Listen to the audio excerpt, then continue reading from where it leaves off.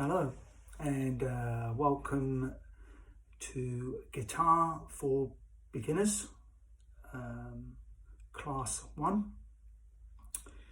And once you've got yourself the guitar of your choice, you need to learn how to tune the guitar and learn what the string names are. Okay, so the first thing would be the string names.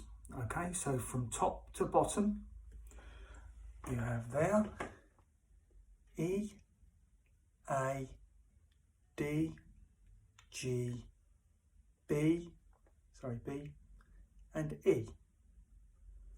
And that's what you will tune your guitar to.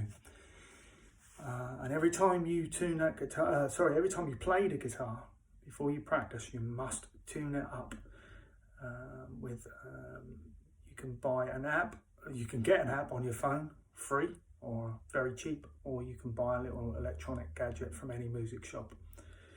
Okay, so that was class 1, and we'll be back with class 2 shortly. Goodbye.